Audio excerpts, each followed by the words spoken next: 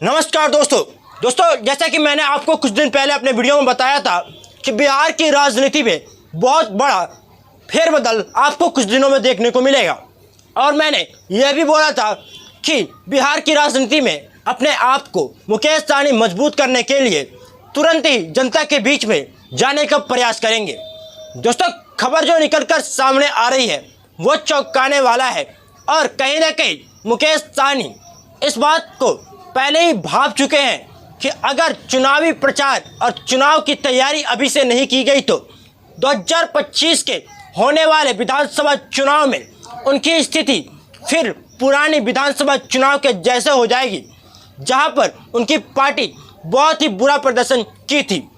दोस्तों, इसलिए मुकेश सहनी तुरंत ही जनता के बीच में जाने वाले हैं और एक यात्रा भी करने वाले हैं पूरे बिहार में निषाद समाज और गरीब पिछड़े वंचित लोगों के बीच में। दोस्तों, पूरी खबर क्या है मैं आपको पढ़कर बता देता हूं, उसके बाद उसके बारे में अंदर की बातें भी आपको बताऊंगा और उसके पीछे की क्या जानकारी है, क्या मकसद है, इसके बारे में भी डिटेल से बताऊंगा। तो वीडियो को एंड तक जरूर देखिएगा और चैनल पर नए हैं तो चैनल को सब्सक्राइब और वीडियो को लाइक जरूर कर दीजिएगा। आप वीडियो देखते हैं बट लाइक नहीं करते हैं। चलिए खबर को जानते हैं और समझते हैं इसके पीछे की सच्चाई। दोस्तों, जो खबर निकलकर सामने आ रही है वो एक न्यूज़पेपर से है। दोस्तों, इस न्यूज़पेपर को प्रकाशित किया गया है। इसमें बताया गया है कि VIP party supremo Mukesh Sahani विधानसभा चुनाव के पहले शहीद जुब्बा सहनी के नाम पर पूरे प्रदेश भर में राज्य में यात्रा करने वाले हैं। पटना और बिहार में रहकर चुनाव की तैयारी करेंगे। इसके लिए गृह इलाके बिरौल में घर बनवाएंगे। मकसद अपने लोगों के बीच 2025 की चुनाव की रणनीति को बनाना और अपने आप को बिहार की राजनीति में मजबूत करना है। और एक और मकसद है कि जब वह अपना घर अपने गृह इलाके बिरौल में बनवा लेंगे तो जनता के बीच में 24 घंटे रह सकेंगे। दोस्तों, इसके बाद अधिक से अधिक सीटें जीतना, इस सिलसिले में 5 जुलाई को भागलपुर में वीआईपी पार्टी का संगठनात्मक बैठक होंगे। दोस्तों, जैसा कि मैंने आप सभी को कुछ दिन पहले बताया था कि वीआईपी पार्टी का अभी तक समीक्षा बैठक नहीं हुआ है जब से लोकसभा चुनाव के नतीजे आए हैं उसके बाद। और बिहार की सभी राजनीतिक पार्टियों का नज़र वीआईपी पार्टी पर ही टिका था कि आखिर इसका समीक्षा बैठक कब होगा, कितने वोटों से किस सीट पर सीट डैमेज हुई, सीट हारी गई और इसके पीछे कारण क्या है, इसकी बैठक कब होगी। फाइनली बात निकलकर सामने आ रही है कि 5 जुलाई को महत्वपूर्ण संगठनात्मक बैठक वीआईपी पार्टी की भागलपुर में होने वाली है। दोस्तों, आगे खबर क्या है पूरा विस्तार से मैं आपको बताता हूं, वीडियो में अंत तक बने रहिएगा। दोस्तों, जिस बैठक में चुनावी रणनीति बनाई जाएगी। 2020 के विधानसभा चुनाव में मुकेश सहनी को राजद की ओर से डिप्टी सीएम का ऑफर मिला था। अंतिम समय में सीटों को लेकर विवाद के बाद प्रेस कॉन्फ्रेंस के बीच में उठकर मुकेश सहनी महागठबंधन छोड़ एनडीए की तरफ हो गए थे, जिसके बारे में आप सभी को पता है। इस साल लोकसभा चुनाव के दौरान मुकेश सहनी महागठबंधन में आए तो राजद ने अपने कोटे की 26 सीटों में से 3 सीटें उनको दे दी। हालांकि तीनों सीटों पर वीआईपी पार्टी हार गई। 2019 के लोकसभा चुनाव में भी मुकेश सहनी और उनके 2 प्रत्याशी हारे थे। उस समय भी इनको 3 सीटें मिली थी, शायद आपको याद होगा तो पता होगा। दोस्तों, विधानसभा चुनाव में कितनी सीटों की मांग मुकेश सहनी कर रहे हैं ये भी आप जान लीजिए। दोस्तों, 18 सीटें तकरीबन मिलने की उम्मीद वीआईपी पार्टी अपने तरफ से लगा रही है। ये वही वीआईपी पार्टी है जो लोकसभा चुनाव के समय में बहुत ही ज़्यादा मजबूती से चुनाव जब लड़ रही थी तब उनके लोग दावा कर रहे थे कि आने वाले विधानसभा चुनाव में हमें 35 से 40 सीटें चाहिए। और अब पाला बिल्कुल बदल चुका है, घटनाक्रम बिल्कुल बदल चुके हैं और आपको ये देखने को मिल रहा है कि वीआईपी पार्टी के वरिष्ठ नेता देव ज्योति का ये बयान है कि 18 सीटें महागठबंधन की तरफ से हमें मिलने की उम्मीद है, हमें मिलनी चाहिए। 45 और 40 से घटकर 18 तक आ गए हैं। अभी इसमें और घटाई हो सकती है, जैसा कि मैंने अपने पिछले वीडियो में बताया है, आप चाहे तो जाकर देख सकते हैं। देवज्योति ने पूरी बात क्या बोली है वो भी आप सुन लीजिए कि उन्होंने क्या क्या दावे किए हैं। मुकेश सहनी की नज़र विधानसभा की 2 दर्जन सीटों पर है। मैंने बोला जैसा कि 18 है तो 12 तक आ सकती है, ठीक है।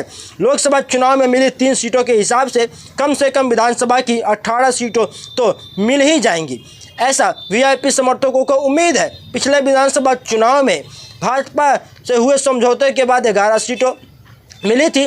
बरमपुर, बोचाहां, सिमरी, बख्तियारपुर, सुगौली, मधुबनी, केवटी एक्सेट्रा बहुत सारी ऐसी सीटें थी, इसमें से 11 सीटें मिली थी। और आपको याद होगा कि अलीनगर साहेबगंज से वीआईपी उम्मीदवार जीते थे।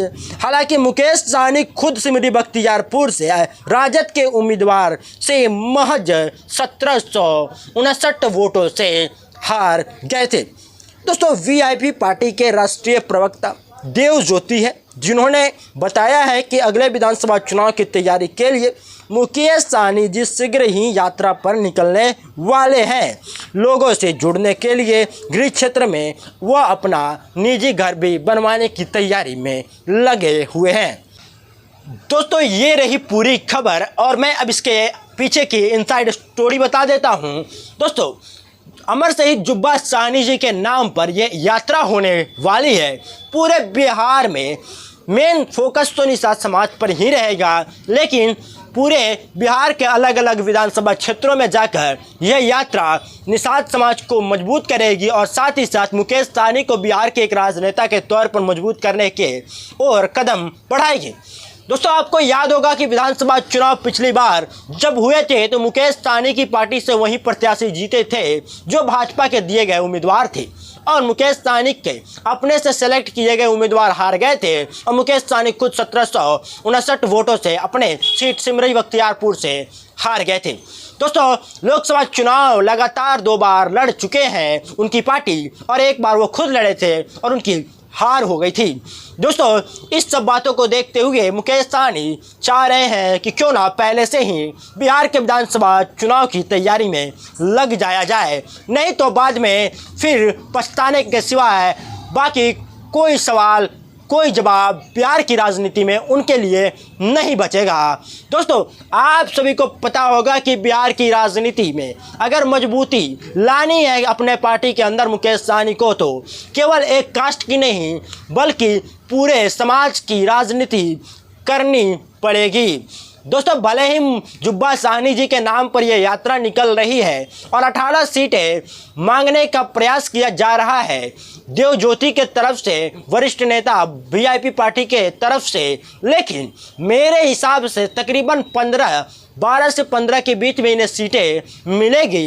इससे कम हो सकती है लेकिन बढ़ नहीं सकती है। और जैसा मैंने अपने पिछले वीडियो में बताया था कि डिप्टी सीएम पद जो है वह बेहद ही मुश्किल बात है कि मुकेश सहनी को मिल सके, क्योंकि भाकपा माले और कांग्रेस पार्टी कभी भी अपनी सीटें कम कराना नहीं चाहेगी पिछले बार की वजह से, और इस बार ज़्यादा सीटें मांगेगी।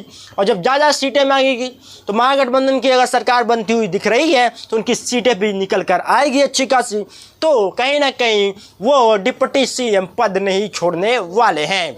तो दोस्तों, आने वाले विधानसभा चुनाव की तैयारियां में अब सभी पार्टियां लग गई है और आपको दिन प्रतिदिन अलग अलग खबरें देखने को मिलेगी, और मुकेश सहनी से भी रिलेटेड अब खबर बहुत ही जल्द आपको अलग अलग तरीके की देखने को मिल सकती है। और मुकेश सहनी आखिर अपने डिप्टी सीएम पद को ना मिलता हुआ देख क्या फिर से भाजपा की तरफ जाएंगे, ये भी देखने वाली बात होगी। खैर, वो 2025 में पता चलेगा। दोस्तों, ये वीडियो आपको कैसा लगा कमेंट सेक्शन में ज़रूर लिखिएगा, और हाँ, ऐसी ही वीडियोज़ के लिए इस यूट्यूब चैनल को आप सब्सक्राइब करके बेल आइकन को ऑल पे प्रेस कर दीजिए।